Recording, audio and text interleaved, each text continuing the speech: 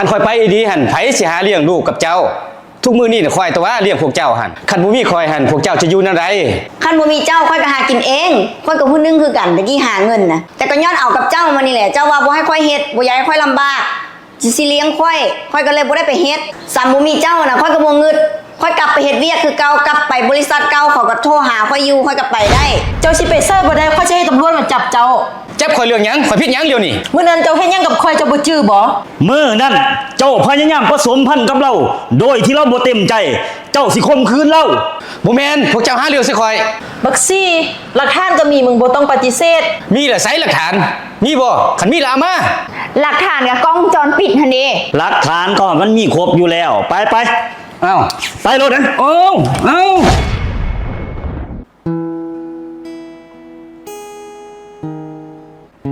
ลูกเอ้ยมีพ่อกับพ่อบ่ฮักพ่อซัวพ่อหันไปเลยอ้ำไม่หยังโธ่มาเฮือนทึกเสยเนาะนี่ว่าลืมทางเฮือนน่ะซะเนาะ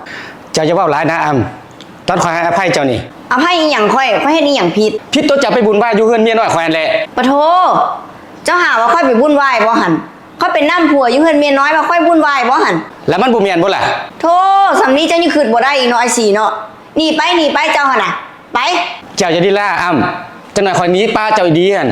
เซินเจ้าไปโลดคันคอยไปอีดีหั่นไผสิหาเลี้ยงลูกกับเจ้าทุกมื้อนี้น่ะคอยแต่ว่าเลี้ยงพวกเจ้าหั่นคันบ่มีคอยหั่นพวกเจ้าจะอยู่นั่นใดคันบ่มีเจ้าค่อยก็หากินเองค่อยก็ผู้นึงคือกันตะกี้หาเงินนะแต่ก็ย้อนเอากับเจ้ามานี่แหละเจ้าว่าบ่ให้ค่อยเฮ็ดบ่อยากให้ค่อยลำบากสิเลี้ยงค่อยก็เลยบ่ได้ไปเฮ็ดซ้ํบ่มีเจ้าน่ะค่อยก็บ่งึดค่อยกลับไปเฮ็ดเวียกคือเก่ากลับไปบริษัทเก่าเขาก็โทรหาค่อยอยู่ค่อยก็ไปได้โธ่เว้าใหญ่เนาะ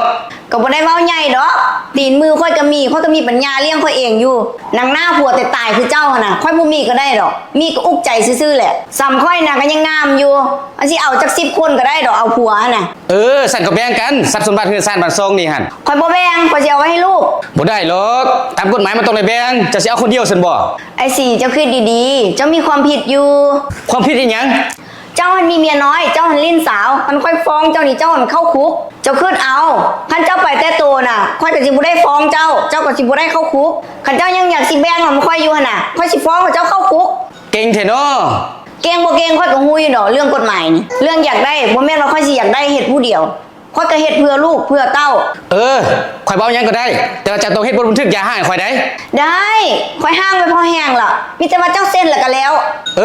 ดีได้ไปอย่าห้างแล้วสิไปอยู่นำเมียน้อยกูเซินสลาลา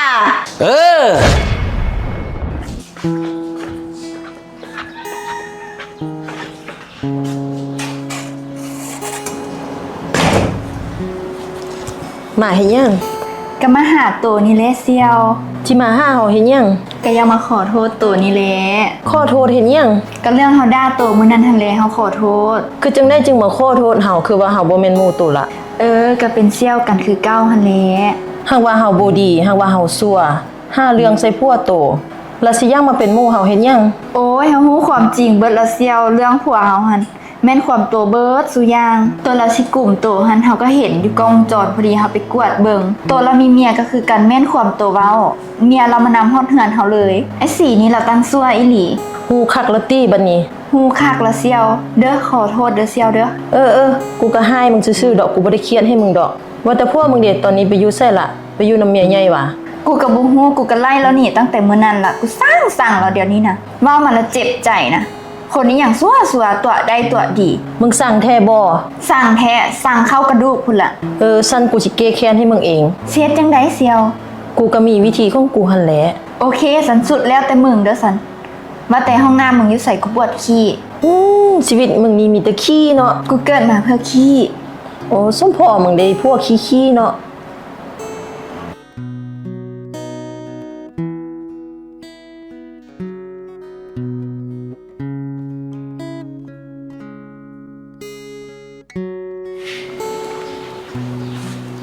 จังได้เฮ้ยมาให้หยังก็มาหาเจ้านี่แหละมาหาค่อยให้หยังข่อยก็มาหาเจ้าอยากบอกเจ้าว่าข่อยให้อภัยเจ้าแล้วอภัยให้หยังข่อยเฮ็ดหยังผิดคือสิมาให้อภัยข่อยก็ผิดมือเจ้าไล่คนนี้หั่นเด้ตอนนี้ข่อยเศร้าเครียดแล้วโอ้เจ้าสาวเครียดแล้วแม่น แต่ข่อยยังเครียดยังสั่งเจ้าอยู่เดี๋ยวนี้ จะละเรื่องนะเมียเก่าข่อยกับป้าแล้วเด้สิมาอยู่น้ำเจ้านี่ แล้วเจ้าคิดว่าข่อยอยากให้เจ้าอยู่นำอยู่บ่เดี๋ยวนี้ แน่นอนคนคือเจ้าหันบ่สิขาดข่อยได้ฮะ แต่ถ้าข่อยขาดเจ้าใดดิ เป็นไปบ่ได้ดอกเจ้าฮักข่อยแห้งปานนั้นนี่อ่านเบิ่งเหนียว แม่นอีหยัง ก็ใบยาห้างข่อยกับเมียหั่นติข่อยป้าเราเลยเด้ข่อยจะมาอยู่น้ำเจ้านี่ จังแม่นเจ้าซัวหน่อยสิเมียกกเมียเข้าเจ้าก็หยังทิมใดเจ้าบ่อีตนลูกอีตนเมียเจ้าบ่ ข่อยเฮ็ดเพื่อเจ้าเด้มันบ่ดีซั่นบ่ ข่อยบ่ต้องการแนวนี้น่ะมื้อเช้าข่อยก็กินข้าวบ่ได้กินหญ้าข่อยบ่ได้โง่ขนาดเมียกกเมียเข้าเจ้าก็หยังทิมใดมื้อนึงเจ้าบ่ทิมข่อยบ่ แล้วสิให้ข่อยเฮ็ดจังไดเดี๋ยวนี้ กันนี้ เจ้าสิให้ข่อยหนี้ดีบ่เดี๋ยวนี้ เออ สิบ่เชื่อใจน้ำหลังบ่ ข่อยบ่เสียใจข่อยดีใจคันเจ้าหนีหั่น ได้แล้วรอคือข่อยนี่เอางามกว่าเจ้า10เท่าก็ได้ เซิน เออ หยุดสิไปซะ แม่นจะสิไปใส่เจ้าไปใส่ยังบ่ทันได้ตอนนี้นี่ เป็นหยังข่อยสิไปบ่ได้ผู้เจ้าสิมาให้หยังข่อย เจ้าสิไปซะบ่ได้ข้อยจะให้ตำรวจมาจับเจ้า จับข่อยเรื่องหยังข่อยผิดหยังเดี๋ยวนี้ มื้อนั้นเจ้าเฮ็ดหยังกับข้อยเจ้าบ่จื้อบ่ มื้อนั้นเจ้าพยายามผสมพันธุ์กับเรา โดยที่เราบ่เต็มใจ เจ้าสิข่มขืนเรา บ่แม่นพวกเจ้าหาเรื่องใส่ข่อย บักซี่หลักฐานก็มีมึงบ่ต้องปฏิเสธ มีเหรอไสหลักฐานมีบ่คันมีละเอามา หลักฐานกับกล้องวงจรปิดหั่นเด้ หลักฐานก็มันมีครบอยู่แล้ว ไป เอ้า ไปรถนะ เอ้าเฮ้ย จับไปโลดคนซัวๆแนวนั้นหั่น เอาโนตัวบ่ไปห้องการตำรวจนำเฮาบ่ ตัวไปก้อนโลดเฮาปวดขี้เฮาขี้แล้วเฮาสิไปน้ำหลัง โอเคขี้แล้วแล้วนำไปนำล่างเด้อ โอ้ยเมียใหญ่ก็เอาผัวปะเมียน้อยก็เอาผัวปะไปสมัครเวียกอยู่ไสเขาก็บ่เอาเขาตีว่าเฮาคนขี้คุกอู้จังแม่นยุ่งยากเนาะ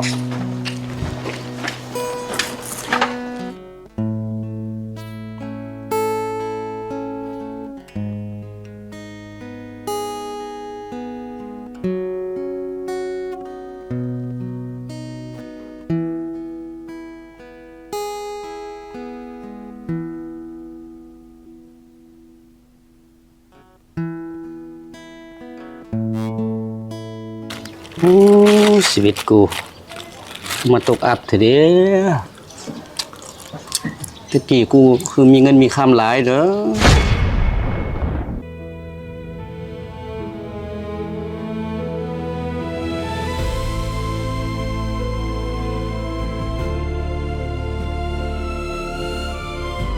โอ้คนละเงินใจหัวเก่าเจ้าเนาะเจ้าหังงามหังดีปานนี้หัวเจ้ายังป่า โอ้ยคนผู้นั้นเขาบ่เห็นความดีของไผดอก สั้นกะยาเขาบ่เห็นค่อยเห็น ค่อยก็ดีใจที่ได้คนดีๆคือเจ้ามาเป็นผัว ค่อยสิดูแลเจ้าตลอดไปเอาแต่ สัญญา